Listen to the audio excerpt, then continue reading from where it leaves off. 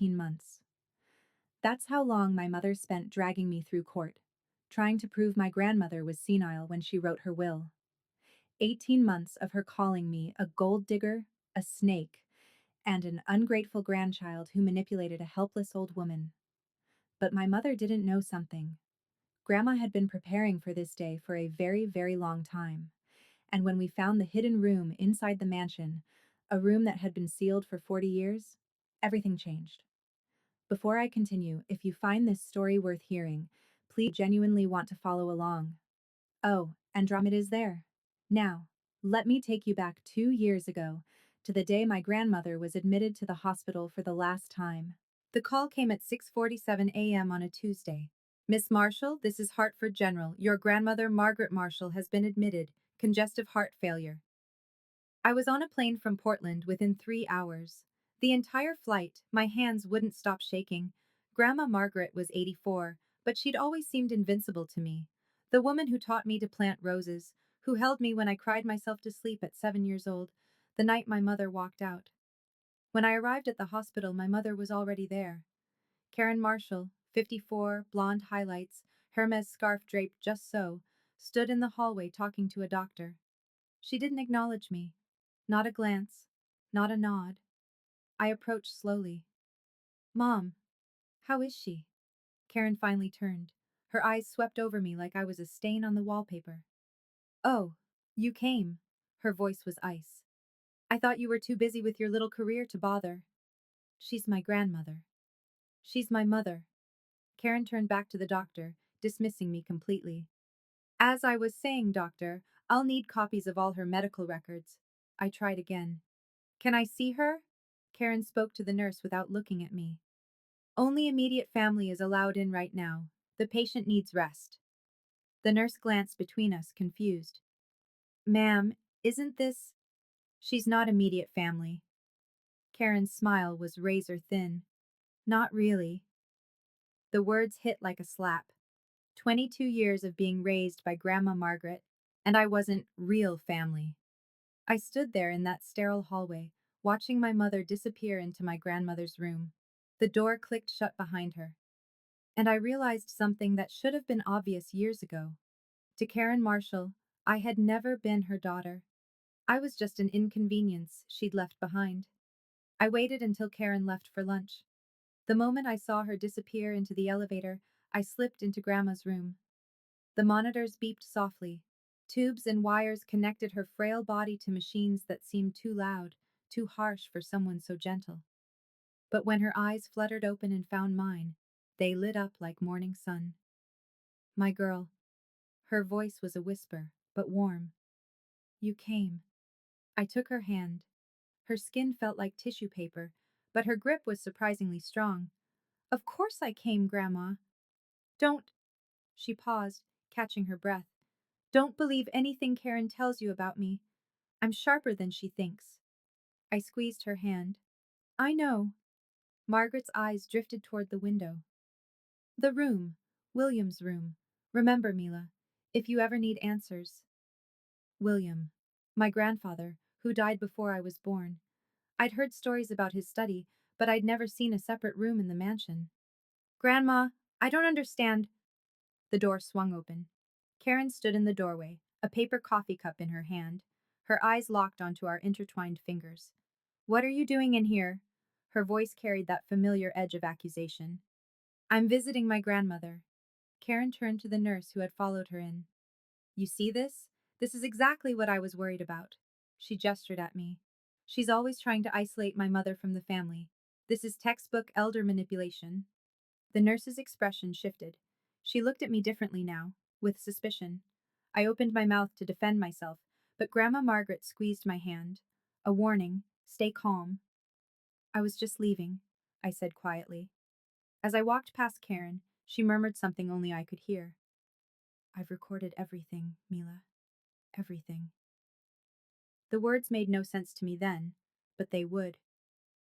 3 days later, Grandma Margaret passed away in her sleep. I was holding her hand when it happened. The monitors flatlined at 3:22 a.m. The nurses rushed in, but I already knew. Her grip had loosened. The light behind her eyes, gone. Karen arrived 2 hours later. 2 hours. She burst through the door in full mourning attire, black dress, dark sunglasses pushed up on her head, and collapsed dramatically at the bedside. Mama! Oh, Mama, I'm so sorry I wasn't here! She sobbed loudly, clutching the sheets. I should have been here! I should have! The performance was flawless. Nurses exchanged sympathetic glances. A young orderly brought her tissues. I said nothing. What was there to say? 1 week later, we gathered at the law offices of Harold Jennings for the reading of the will. Dark wood paneling, leather chairs, the smell of old books and older money. Around the conference table sat Karen and her husband, Richard Cole, a former real estate broker with nervous eyes and a weak handshake. Aunt Patricia, Karen's younger sister, sat stiffly in the corner. A few distant cousins I barely recognized filled the remaining seats. Harold Jennings was 72, with silver hair and the calm demeanor of a man who had seen every kind of family drama. He'd been Grandma Margaret's attorney for 30 years. He cleared his throat and began to read. I, Margaret Eleanor Marshall, being of sound mind and body, do hereby bequeath. The room was silent. Karen leaned forward, expectant. My residence at 847 West Haven Drive, valued at $6.8 million, along with all its contents, to my granddaughter, Mila Ann Marshall. The silence shattered. Karen's coffee cup hit the floor. To my daughter, Karen Patricia Marshall Cole, I leave the sum of $1. Karen erupted like a volcano that had been dormant for decades. No! She slammed both palms on the mahogany table. This is fraud! Harold remained impassive. Mrs. Cole, please. Don't you Mrs. Cole me! Karen whirled toward me, finger jabbing the air. You! What did you do to her? What did you whisper in her ear while she was drugged up and dying? I kept my voice level. I didn't do anything. Liar! Spittle flew from her lips. Richard tried to pull her back into her seat, but she shook him off violently. My mother had dementia. She didn't know what she was signing. Harold spoke calmly. Mrs. Marshall was evaluated by her physician. She was of sound mind when... Her physician? Karen laughed, a sharp, ugly sound. Who? Someone she paid off?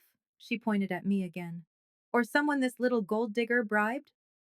Aunt Patricia shifted uncomfortably but said nothing. The distant cousins exchanged wide-eyed glances. Karen turned to the room, arms spread wide, playing to her audience. My mother loved me. She would never cut me out of her will. This girl, her voice dripped with venom, manipulated a senile old woman. This is elder abuse. This is coercion. The will is legally valid, Harold said. Witnessed by two parties, notarized, and filed properly. Karen straightened her spine, composing herself with visible effort. When she spoke again, her voice had gone cold, calculated. We'll let the courts decide that, won't we? She gathered her purse. I'm contesting this will. I'll have it declared invalid. And when I'm done, everyone will know exactly what kind of person my granddaughter really is. She paused at the door, looking back at me with a smile that didn't reach her eyes. See you in court, sweetheart. The door slammed behind her. After the explosion, the conference room emptied quickly. Richard hurried after Karen without a backward glance. The distant cousins mumbled excuses and fled. Only Aunt Patricia lingered. She approached me hesitantly, wringing her hands. Mila, I don't know what to say. You don't have to say anything, Aunt Patricia. She glanced toward the door, as if afraid Karen might burst back in. Karen is my sister. I have to stand by her. You understand, right? I understood perfectly. Blood over truth. Appearances over reality. The Marshall family motto. Of course, I said quietly. Patricia left without another word. Harold began gathering his papers. Miss Marshall, I want you to know, this will be a difficult fight. Karen has resources. She'll drag this out. I know. But the will is solid. Your grandmother made sure of that. He paused, studying me.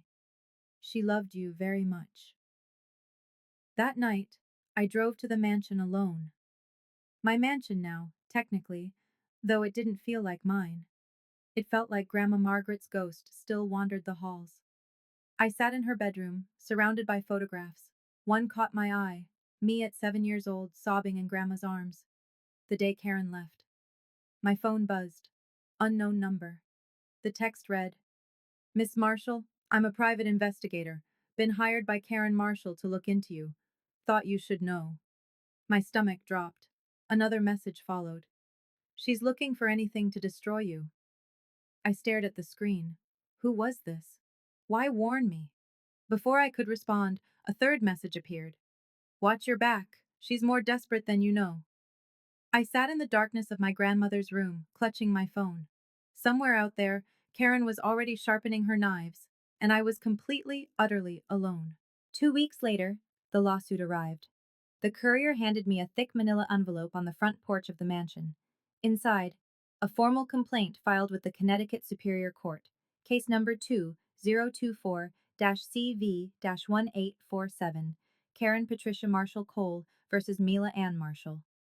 The allegations read like a horror novel, where I was the monster. Undue influence over a mentally incapacitated elderly person. Systematic isolation of Margaret Marshall from her biological family. Financial exploitation of a vulnerable adult. Procurement of testamentary documents through fraud and coercion. Karen was claiming Grandma had Alzheimer's, that I had brainwashed her, that I'd forged her signature, that I was, essentially, a criminal. I called Harold immediately. I've seen it, he said. His voice was calm but serious. This will be a long battle, Miss Marshall. 18 months, minimum. Can she win? Not if the truth matters, but truth in courtrooms don't always align. He paused. Karen has hired Victoria Smith from Hartford. She's expensive and aggressive. I sank onto Grandma's favorite armchair. Why is she doing this?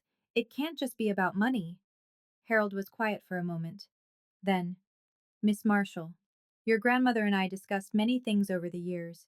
She had her reasons for the will, and she knew Karen would react exactly this way. Then why not just explain? Leave a letter? She did leave something, Harold said carefully, but she wanted you to find it yourself, when you were ready. Find what? Another pause. Do you remember your grandfather's study? My heart skipped. Grandma mentioned it, at the hospital, but there's no study in this house. There is, Harold said. You just haven't found it yet. Look in the library, third bookshelf, a book called First Principles. The line went dead. Karen didn't wait for the courts to act. She launched her own offensive.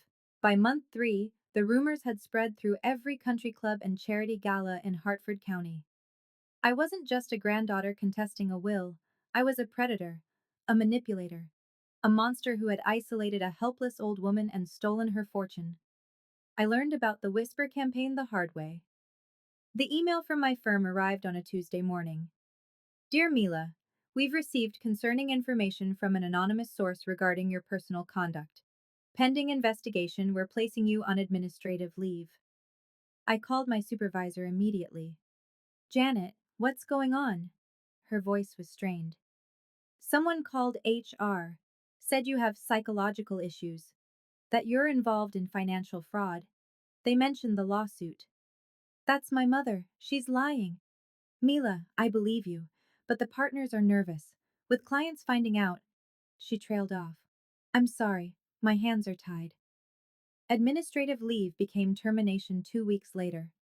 I applied to 3 other landscape architecture firms in the following month. All 3 rejected me. Through a former colleague, I learned why. Someone had been calling ahead, poisoning the well. She said you had a history of manipulating elderly clients, my colleague whispered. She sounded so concerned, so sincere. Karen wasn't just trying to win the lawsuit.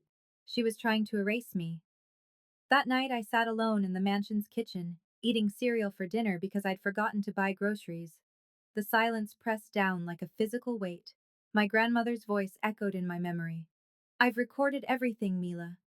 What did she record? What was she trying to tell me? I looked toward the library, the third bookshelf, a book called First Principles. Tomorrow, I decided. Tomorrow I would find out. Karen requested a meeting at month 6. To discuss a settlement, her lawyer said. We met at a neutral cafe in downtown Hartford. Karen arrived in designer mourning, black Chanel, pearl earrings, the grieving daughter aesthetic perfected. Richard sat beside her like a well-trained lapdog. I sat across from them, alone. Karen folded her hands on the table. Sweetheart, I don't want this ugliness any more than you do. Then drop the lawsuit. I can't do that. Her smile was sympathetic, rehearsed. But I can offer you a deal. 50-50 split. You get half the mansion's value, I get the other half. Everyone walks away happy. The will was clear. The will was written by a confused old woman. Grandma wasn't confused. Karen's mask slipped, just for a second. Something ugly flickered behind her eyes. You don't know what you're talking about. I know she was tested. Regularly. Her mind was sharp until the end. Tests can be faked. Doctors can be paid. Karen leaned forward. Do you really want to drag this through court? Do you know what I'll do to your reputation? You've already tried. Tried? She laughed softly. Honey, I haven't even started. Richard cleared his throat. Listen, this doesn't have to get worse. Just take the deal. Save yourself the trouble. I looked at him, at his sweaty forehead, his darting eyes. He was scared. But of what? I stood up. I'll see you in court. Karen's voice followed me as I walked away, sharp and cold. You don't know what I'm capable of, Mila. I paused at the door, turned back. Neither do you. I left her sitting there, her perfect composure cracking just slightly around the edges. But her threat echoed in my mind all the way home. Month 8. The lawsuit dragged on. My savings dwindled. The isolation deepened. But Harold's words haunted me. Look in the library. Third bookshelf. I had avoided it for months. Part of me was afraid of what I'd find. Part of me wasn't sure I was ready. That night, I finally climbed the stairs to the second floor library. The room smelled like grandma, lavender and old paper. Moonlight streamed through tall windows, illuminating rows upon rows of leather-bound books. I walked to the third bookshelf and ran my fingers along the spines. History, philosophy, poetry. Then I saw it. First Principles. A worn volume with gold lettering tucked between Marcus Aurelius and Seneca. I pulled it from the shelf. Click. A mechanical sound, soft but distinct. The entire bookshelf shuddered, then slowly, impossibly, swung inward. Behind it was a door. Oak. Old, covered in 40 years of dust. My heart pounded. Grandma's words at the hospital. William's room, if you ever need answers. This was it. Grandfather William's hidden study. The room that didn't officially exist. I pushed the door open. The space was small, maybe 10 feet square, but it was packed with history. An antique desk, a cracked leather chair, filing cabinets lined one wall, and on the desk, positioned as if waiting for me, a metal box with a sticky note attached. The handwriting was shaky but unmistakable. Grandma Margaret's. For Mila, when the time comes. My hands trembled as I opened the box. Inside was a USB drive, a small digital camera, and a handwritten letter sealed in an envelope. I picked up the letter. My name was written on the front in Grandma's careful script. Whatever was in this room, she had left it specifically for me. I wasn't alone after all. The room held more secrets than I could have imagined. Against the far wall sat an old television monitor connected to what looked like a primitive recording system. The kind from the early 2000s, wires snaked across the floor to a more modern laptop, clearly added later. Grandma had upgraded, she'd been recording for years. I turned on the laptop. The desktop was organized with military precision, folders labeled by year, 2012, 2013, 2014, all the way through 2024. Inside each folder, video files, dozens of them. 147 videos total, I whispered, counting. But before I watched any of them, I needed to read her letter. I settled into Grandfather William's old chair and broke the seal. My dearest Mila, if you're reading this, then I'm gone, and Karen has done exactly what I predicted. She's fighting for the mansion. She's calling me senile. She's trying to destroy you. I want you to know the truth. Karen began borrowing money from me in 2012. At first it was small amounts, 10,000 here, 20,000 there. She said it was for emergencies. for Richard's business troubles, for things I didn't question because she was my daughter. By 2015, I realized I'd lost control. She had me sign papers while I was recovering from hip surgery, still foggy from painkillers. A power of attorney. Access to my accounts. When I tried to revoke it, she threatened me. She said if I didn't keep giving her money, she would make sure you never visited me again. She would tell you lies about me. I was weak. I was afraid. So I stayed silent. But I wasn't stupid. I recorded everything, Mila. Every visit where she demanded money, every threat, every forged signature. The USB contains 147 videos. Use them wisely. I love you more than words can say. Grandma. I read the letter 3 times. Each time, the words cut deeper. 12 years. Karen had been draining Grandma for 12 years, threatening her, manipulating her, using me as a weapon. My hands shook as I plugged the USB into the laptop. The files loaded. 147 video thumbnails, each one dated and labeled. I clicked on the first one, dated January 15th, 2012. The video showed Grandma's living room, the same living room I'd spent my childhood in. Karen sat across from her, legs crossed, expression pleasant. I just need 10,000, Mama. Richard's car broke down. That's the third time this year, Karen. Well, these things happen. You can afford it. The video ended. I clicked the next one. March 2012, 15,000 for home repairs. Then I jumped ahead. Video number 35, dated March 15th, 2018. The scene was different. Grandma looked older, frailer. Karen's pleasant mask was gone. Sign the check, Mother. Karen, this is $75,000. I know what it is. Sign it. What is this money for? Karen's face twisted. Richard has a problem, a gambling problem.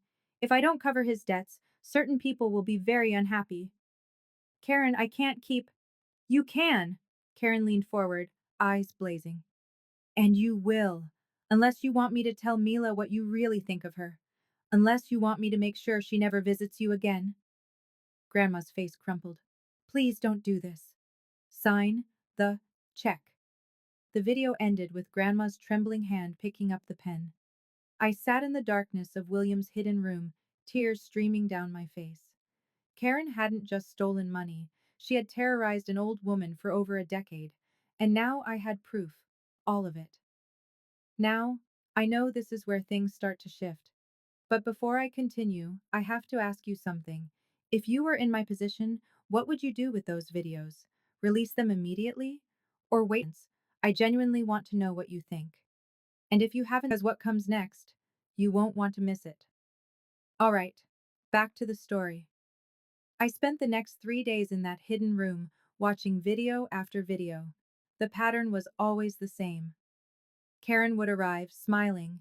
She'd ask for money, sometimes demanding, sometimes guilt-tripping, sometimes threatening, and Grandma would give in, every single time. Video 42, 2019. Karen forging Grandma's signature on a bank transfer. She won't remember anyway, she muttered to someone off camera, Richard probably. Video 67, 2021. Karen screaming at Grandma for hiding money. I know you have more. Where is it? Video 89, 2022. Karen counting cash she'd found in a drawer. Stupid old woman, keeping money like it's the Depression. I totaled the amounts mentioned across all the videos. Conservative estimate, over $2 million. Stolen, extorted, taken from a woman who was too afraid and too in love with her daughter to fight back. But the most devastating video was the last one, number 147. Dated 1 week before Grandma went to the hospital. She sat alone in this very room, facing the camera directly. Her eyes were tired but clear, sharper than they'd been in years. If you're watching this, Karen, it means you've done exactly what I expected. You're contesting the will. You're calling me senile. You're trying to take everything from Mila. She paused, taking a shaky breath. I want you to know, I was never senile. I had cognitive tests every 6 months. Dr. Patterson has all the records. I was of sound mind until the very end. Her voice hardened. I left everything to Mila because she was the only one who ever loved me without conditions. And you, Karen. She shook her head, tears glistening. You only saw me as an ATM. The video ended. I closed the laptop and sat in the silence. Grandma had handed me the sword. Now I had to decide how to use it. But there was one more video I hadn't watched, buried in a separate folder labeled Play Last. I found a file titled For Karen When She's in the Room. I opened it. Grandma appeared on screen, wearing her favorite blue cardigan, the one I'd bought her for Christmas years ago. She looked directly into the camera, her expression serene but sad. Karen, if Mila is playing this video, it means you're sitting there, probably in a courtroom or a lawyer's office. You've been caught. You know it. And you're trying to figure out how to spin your way out of this. She leaned closer to the camera. Let me save you the trouble. You can't. Her voice remained steady, but I could see her hands trembling slightly. I have 147 videos documenting every time you took money from me, every forged signature, every threat, every lie. My lawyer has copies. My accountant has copies. The evidence is overwhelming. She paused. You could try to claim these videos are fake, doctored, but they span 12 years, Karen. They show you aging. They show the house changing. They show dates and newspapers in the background. Any forensic expert will confirm they're authentic. Grandma's eyes softened, just for a moment. I didn't want it to come to this. I gave you chance after chance to stop, to be better. You never took them. She straightened in her chair. So here's what's going to happen. You're going to drop this lawsuit. You're going to leave Mila alone. And you're going to pray that she's merciful enough not to press criminal charges. Her final words were barely above a whisper. Goodbye, Karen. I hope someday you understand what you've lost. The screen went black. I saved this video separately. This one was for the courtroom. Month 12. Karen escalated. She organized what she called a charity luncheon for elder abuse awareness at the Hartford Country Club. 80 guests, local press. The irony would have been funny if it wasn't so twisted. I learned about it from a former colleague who still answered my calls. Mila, she's telling everyone you isolated your grandmother, that you manipulated her into changing the will. People are believing her. I didn't attend, but I heard every word secondhand. Karen took the podium in a black dress, dabbing at dry eyes with a lace handkerchief. My mother was a wonderful woman, she began, but in her final years, she fell victim to someone she trusted, her own granddaughter. Gasps from the audience, sympathetic murmurs. This girl, and I hesitate to even call her family, cut my mother off from everyone who loved her. She whispered poison in her ear. She convinced an elderly woman with dementia to sign over everything. Karen's voice broke perfectly. I'm not fighting for money. I never was. I'm fighting for justice, for my mother's legacy. The audience applauded. Someone shouted, We're with you, Karen. That night, the messages started. My phone lit up with texts from numbers I didn't recognize. Gold digger. Predator. You should be in prison. Your grandmother is crying in heaven because of you. One message stood out. It came from Aunt Patricia's number. I believed Karen until today, but something doesn't add up. Can we talk? My thumb hovered over the reply button. Then another message arrived, from the same unknown number that had warned me months ago. She's desperate. Her debts are worse than you know. The luncheon was a Hail Mary. Karen was running out of time. And desperate people make mistakes. I just had to wait for hers. I called Harold the next morning. I have everything, I said. 147 videos, 12 years of evidence, financial records, her own words on camera. Harold was silent for a long moment. What do you want to do with it? I want to wait until the mediation hearing. That's 4 months away. You could end this now, leak a video, go to the press. I shook my head, even though he couldn't see me. No. I want Karen to see it happen. I want her to be there when everything falls apart. That's surprisingly strategic. Grandma taught me patience. Harold chuckled softly. She chose well. For the next 4 months, I built my case. I hired a forensic accountant to trace every transaction Karen had made from Grandma's accounts. Total confirmed theft, $2.1 million over 12 years. I obtained copies of Grandma's cognitive assessments from Dr. Patterson, Clean results every 6 months for the past decade. The woman Karen called senile had aced every mental acuity test. I cataloged every video, cross referenced dates with bank statements, and prepared a timeline that even a first year law student could follow. And I waited. Karen continued her public campaign, more charity events, more tearful interviews with local papers. She was betting everything on public sympathy, convinced that the court of opinion would pressure me into settling. She didn't know I was holding a nuclear bomb. The mediation hearing was scheduled for March 15th, 18 months after the lawsuit began. Both parties required to attend. A last attempt at resolution before trial. Karen would be there, Richard would be there. Aunt Patricia had agreed to come as a family witness, and I would finally show them all what Grandma had left behind. March 15th arrived cold and gray. The mediation was held in a conference room at the Hartford Superior Courthouse. Neutral ground, fluorescent lights, a long oak table that had seen 1,000 family feuds. I arrived early with Harold. We set up on one side of the table, just us, a laptop, and a thick folder of documents. Karen swept in at exactly 9 a.m. Black designer suit, gold jewelry, the picture of wealthy victimhood. Richard trailed behind her, looking gray and thin. Something had changed in him. He seemed diminished, like a man carrying a weight too heavy to bear. Behind them came Victoria Smith, Karen's attorney. Sharp suit, sharper eyes. She'd built her career on aggressive litigation and had never lost an estate dispute. Aunt Patricia slipped in last, taking a seat near the back wall. She caught my eye and gave a small, uncertain nod. Judge Morrison, the court-appointed mediator, sat at the head of the table, 60 years old, silver-haired, with a reputation for no-nonsense proceedings. This mediation is to determine whether a settlement can be reached in case 2024-CV1847, he began. Both parties have the opportunity to present their positions before we discuss terms. Victoria stood first. Your Honor, my client has endured 18 months of emotional torment. Her mother's dying wishes were corrupted by a granddaughter who exploited a vulnerable, mentally diminished woman. Karen dabbed at her eyes right on cue. We intend to prove that Margaret Marshall lacked testamentary capacity, that Mila Marshall exercised undue influence, and that this will should be declared null and void. Victoria sat down. Judge Morrison looked at me. Miss Marshall, your response? I looked at Harold. He nodded. Your Honor, I said quietly, we have evidence that tells a very different story. Victoria wasn't finished.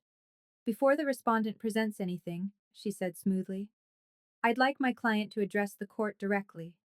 Mrs. Cole has important testimony about her mother's final months. Judge Morrison nodded. Proceed. Karen rose slowly, clutching a tissue like it was a prop in a Broadway production. She turned to address the room, not just the judge, but Aunt Patricia, Richard, anyone who would listen. My mother didn't recognize me at the end, she began, voice trembling. She would look right through me, call me by other names, forget who I was. She dabbed her eyes. But with Mila? She was always clear, always lucid. Karen's voice turned bitter. Doesn't that seem strange? That my mother only had clarity when her manipulator was present? Patricia shifted uncomfortably in her seat. I noticed Richard staring at the floor.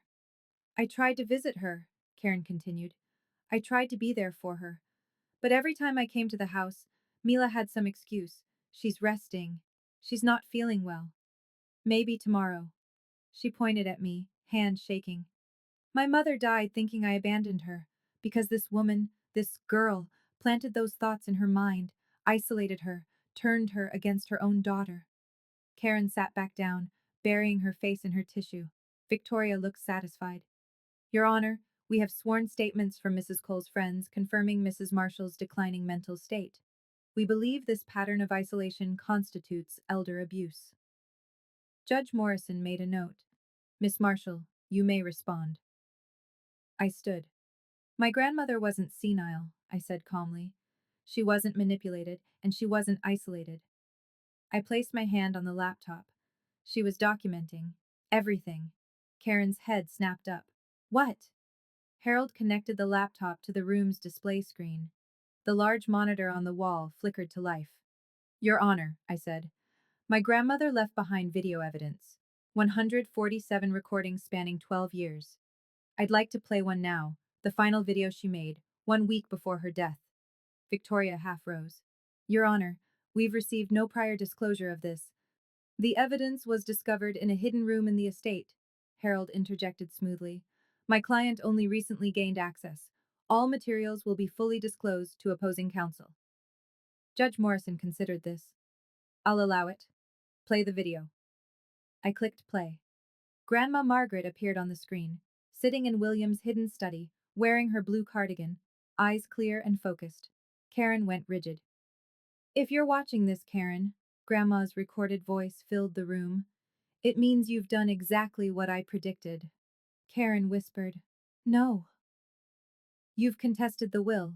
You've called me senile. You've tried to take everything from Mila. The room was utterly silent. Patricia's hand covered her mouth. Richard had gone pale. But I was never senile. I had cognitive tests every 6 months. Dr. Patterson has all the records. I was of sound mind until the very end. Grandma's expression hardened. I recorded everything, Karen. Every time you demanded money, every threat, every forged signature. 147 videos over 12 years. Karen stood abruptly. Turn it off! This is fake! Judge Morrison's voice was sharp. Sit down, Mrs. Cole. Grandma's final words played over Karen's protests. You're going to drop this lawsuit. You're going to leave Mila alone, and you're going to pray she's merciful enough not to press criminal charges. The screen went dark. Karen stood frozen, her perfect composure shattered like dropped crystal. Your Honor, Harold said. With your permission, I'd like to show one additional video from the collection. This one is dated March 15th, 2018. Judge Morrison nodded. Proceed. The screen lit up again. Grandma's living room, Karen leaning over her, face twisted with impatience. Sign the check, Mother. Karen, this is $75,000. I know what it is. Sign it. The courtroom watched Karen on screen threaten her own mother, watched her invoke me as a weapon, watched Grandma's hand tremble as she picked up the pen. When it ended, no one moved. Aunt Patricia stood slowly from her seat against the wall. Her face was ashen. Karen, her voice cracked. What did you do? Karen whirled toward her sister. Patricia, don't, it's taken out of context. Out of context? Patricia's voice rose. You were threatening her. You were using Mila to. Richard was in trouble. I had no choice. Richard stood abruptly. Don't bring me into this. Into this? Karen spun on him. This is your fault. Your gambling, your debts. My fault? Richard's voice cracked. I didn't know you were taking this much. $2 million, Karen? 2 million? The room erupted. Karen screaming at Richard, Richard backing toward the door, Victoria trying to restore order, Patricia crying. Judge Morrison banged on the table. Enough! Silence fell. He looked at Karen with barely concealed disgust. Mrs. Cole, I strongly suggest you consult with your attorney about your options. This mediation is in recess for 15 minutes. Karen collapsed into her chair. I stayed silent through all of it, watching, remembering every lie she'd told about me, every job I'd lost, every sleepless night. Grandma had been right. The truth didn't need to shout. It just needed to be heard. Now I know you're dying to find out what Karen did next. But before I tell you, I want to hear from you.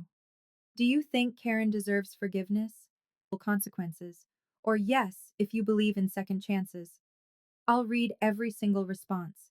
And make sure you've hit that notification bell, because the ending of this story, it's not what you'd expect. Okay, let's finish this. The 15-minute recess stretched to 45. Through the glass walls of the conference room, I watched Victoria and Karen huddled in the hallway. Victoria's gestures were sharp, emphatic. Karen's shoulders slumped lower with every passing minute. Richard had already left. He didn't even say goodbye. Harold sat beside me, calm as always. She's calculating, he said quietly, trying to figure out if there's any way to spin this. Is there? No, not with that video evidence. If this goes to trial, she'll lose. And if the prosecutor sees those recordings. He let the implication hang. Financial exploitation of an elderly person. Criminal charges. possible prison time. Finally, Victoria pushed back into the room. Karen followed, looking like she'd aged 10 years in under an hour. Victoria cleared her throat. Your Honor, after consultation with my client, we've decided to withdraw the lawsuit. The words hung in the air. Judge Morrison nodded slowly. Let the record show that Case 2024-CV-1847 is voluntarily dismissed by the plaintiff.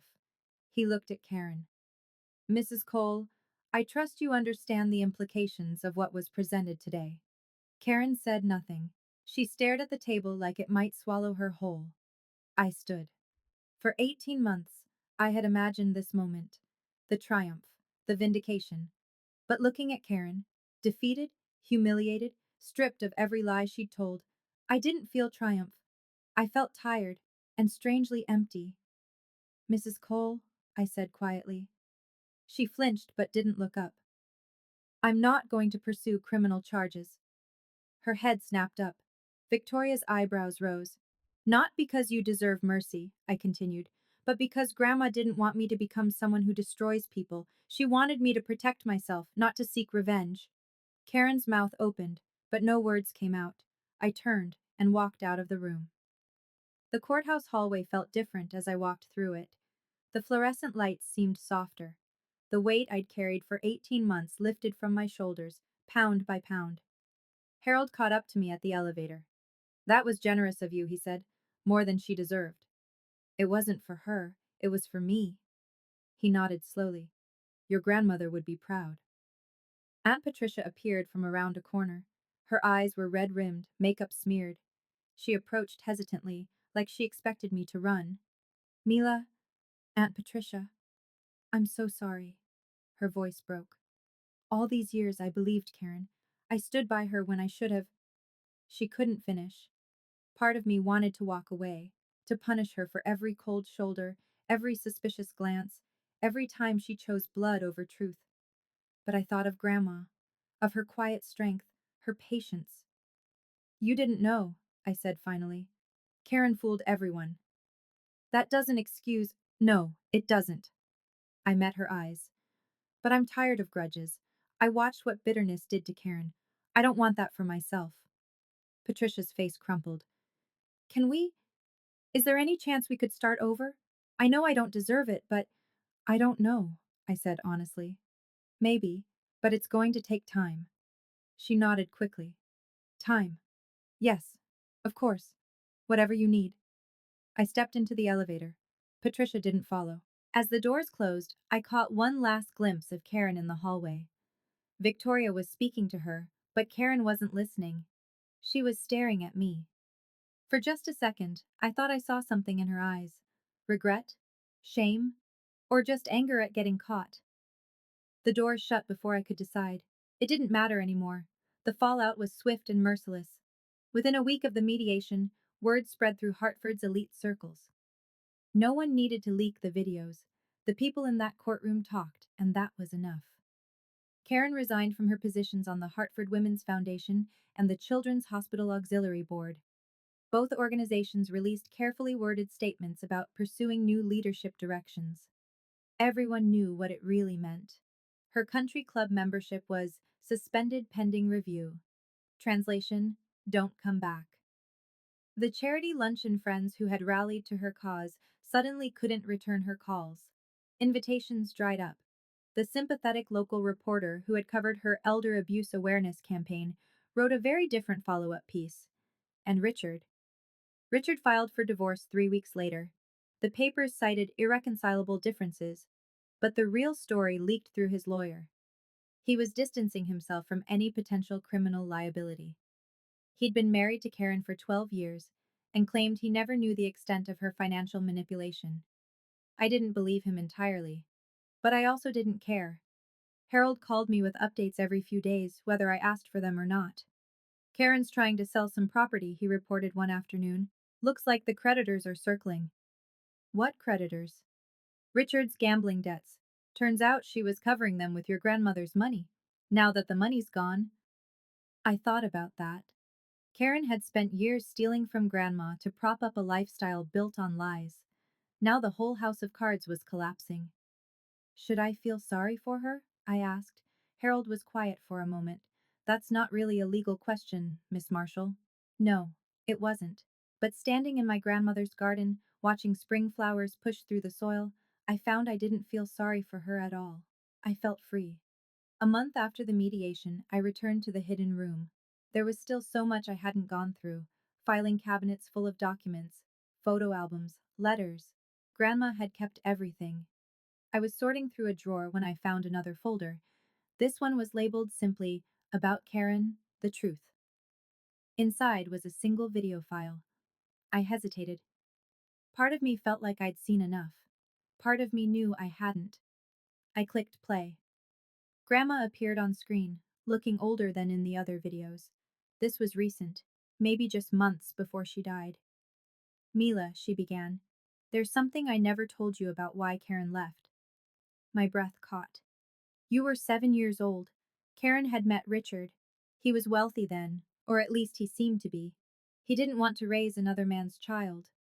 I knew this part, or thought I did. But that wasn't the real reason. Grandma's voice trembled. The real reason was, Karen told me you ruined her life. That if she hadn't gotten pregnant at 25, she could have been someone. Done something. The words hit like physical blows. She wanted to leave you with me, but she wanted compensation. Grandma laughed bitterly. My own daughter asked me to pay her to give up her child. I couldn't breathe. I agreed. I paid her $50,000, and I swore I would never tell you. Tears ran down Grandma's cheeks. But you deserve the truth, Mila.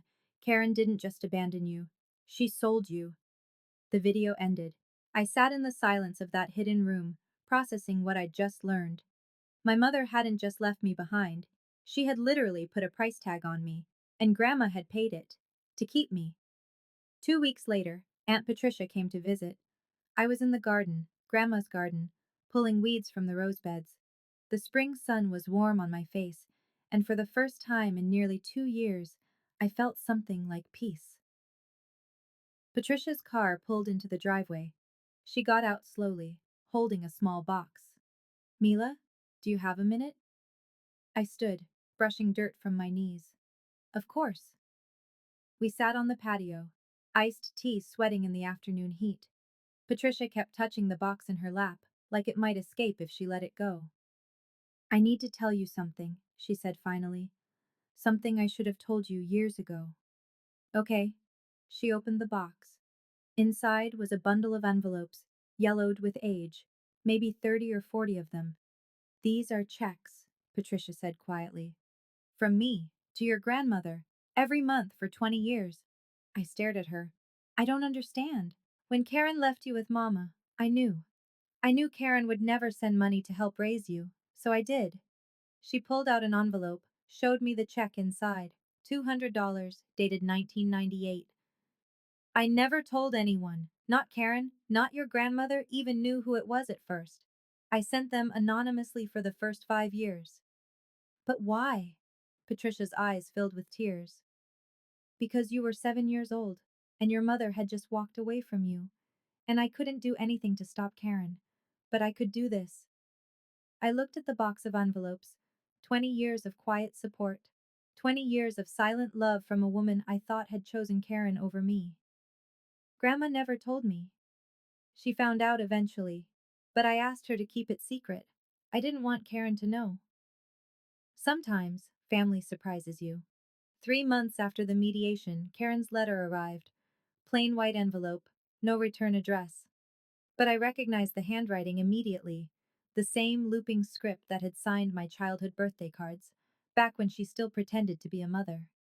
I opened it standing at the kitchen counter. Mila, I know I don't deserve to write to you, but I have no one else. Richard left. My friends won't speak to me. Patricia hasn't returned my calls in weeks. I'm not writing to make excuses. I know what I did was wrong. I know I hurt you. I know I hurt Mama. But I'm still your mother. Doesn't that count for something? I just want to talk, to explain, to make things right, if that's even possible. Please, Mila. I have nothing left. I only have you. Karen. I read it 3 times. Then I sat down at Grandma's writing desk and composed my reply. Karen, I received your letter. I've thought carefully about what to say. You're right that you don't deserve to write to me. You're also right that you hurt me and Grandma in ways that can never be undone. But here's what you're wrong about. You are not my mother. Not in any way that matters. You gave up that title 22 years ago when you traded me for $50,000. Yes. I know about that now. I don't hate you. Hate requires energy, and I've wasted enough on you already. But I also don't have anything to give you. Please don't contact me again. Mila. I sealed the envelope, walked to the mailbox, and sent it. Then I went back to the garden and kept planting. Some roots need to be cut for others to grow. 6 months later, Eleanor's garden opened its doors. I named it after my grandmother's middle name, the name I'd always loved, the name she'd asked me to use if I ever wanted to honor her. The mansion's eastern wing became a community center. The sprawling grounds became a teaching garden. Every Saturday morning, children from Hartford's underserved neighborhoods came to learn about plants, about patience, about growing something beautiful from nothing but soil and sunlight. Aunt Patricia helped with the ribbon cutting ceremony. She'd been coming around every weekend now, tentatively at first, then with more confidence. We weren't the same as before, but we were building something new. I stood in the garden that afternoon, watching a group of 8-year-olds argue about who got to water the tomatoes. Their laughter echoed off the old brick walls. My phone buzzed. An email from my former firm. We'd love to discuss bringing you back, senior position, your choice of projects. I smiled and typed back, thank you, but I found my project. Later that evening, I stood in front of Grandma's portrait in the main hall. The painting had been there for as long as I could remember. Margaret Eleanor Marshall, age 60, captured in oil and canvas. I understand now, I said softly. You didn't leave me a house. You left me a beginning. I thought about everything she'd endured, the stolen money, the threats, the daughter who saw her as nothing but a source of income. And through it all, she'd protected me, prepared for me, loved me. I'm going to make this place matter, I promised her. For the kids who need somewhere to belong, like I did. The portrait didn't answer. But I swear, just for a moment, her painted eyes seemed warmer. Spring has come again to the mansion grounds. The garden is in full bloom, roses and tulips and the purple lavender Grandma always loved. Children run through the paths every weekend, their small hands dirty with soil, their faces bright with discovery. I've learned a lot in the past 2 years. About family, about betrayal, about the difference between the people who share your blood and the people who actually show up for you. Here's what I know now. Not everyone who calls themselves family will treat you like family. Some people see love as a transaction, something to exploit, something to trade. They'll take and take until there's nothing left, then blame you when the well runs dry. It doesn't mean you're unworthy of love. It means they were incapable of giving it. Grandma understood that. She couldn't fix Karen. She couldn't make her daughter into a different person. But she could protect me from the fallout. She could leave me evidence and truth and the resources to build something meaningful. She could love me the way I deserve to be loved. And in the end, that's what I'm passing forward. Every kid who walks through these garden gates learns the same lesson. You can grow something beautiful even in broken soil. If you've ever had to set boundaries with someone who should have loved you better, or if you're still figuring out how, I'm not alone and your experience matters. Thank you for staying with me until the end. Remember, you don't have to defeat anyone to win. Sometimes, winning just means finding yourself again. I'll see you in the next story. Thank you so much for watching all the way through. If this story resonated with you, please share it with someone who might need to hear it. Don't a new story. And if you're hungry for more family drama, check out the videos linked in the description. Each one has lessons worth taking with you. Until next time.